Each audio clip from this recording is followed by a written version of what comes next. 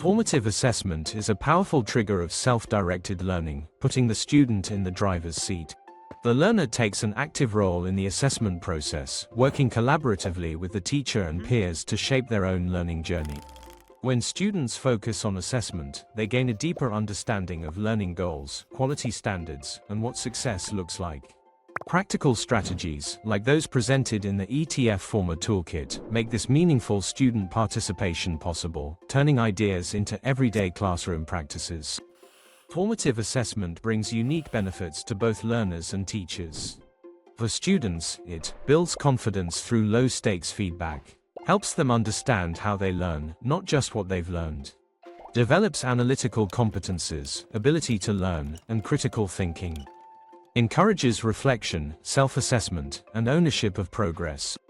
For teachers, it offers real-time insights into student thinking and understanding, helps tailor instruction to match each learner's progress, strengthens relationships through meaningful feedback and dialogue.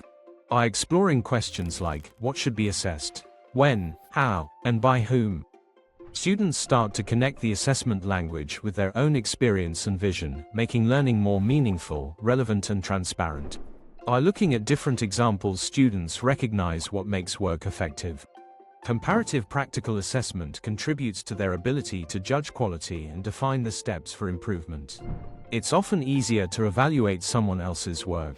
Through peer observation, students develop feedback skills and gain insights they can apply to their own learning.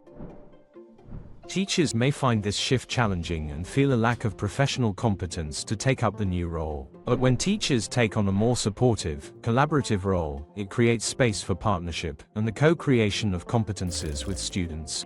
So, what does this shift look like in practice? Let's follow Anna, a student, as she engages with various assessment techniques in different subjects.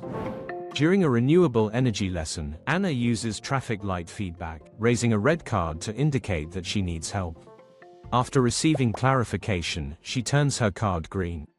Later, Anna plays Two Truths and a Lie about the food chain. One of her classmates spots the lie. Rabbits eat foxes. They discuss it and correct the misconception together.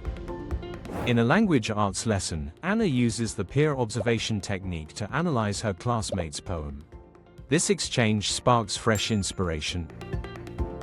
During a career guidance session, Anna uses Ikigai self-assessment to reflect on what she loves, what she's good at, and what the world needs. It helps her shape clearer goals for the future.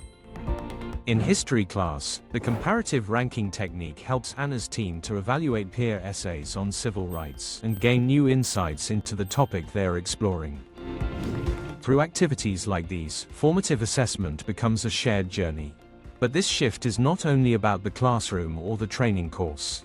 Formative assessment works best when it's part of a broader ethos, an organization-wide culture that values learning as a process, not just an outcome.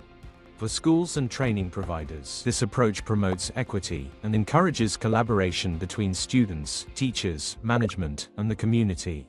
It shifts the focus from testing to learning, from performance to progress, and nurtures a culture of growth and continuous improvement. When students take the lead in assessment, they don't just build knowledge, they build ownership, confidence, and the mindset for lifelong learning.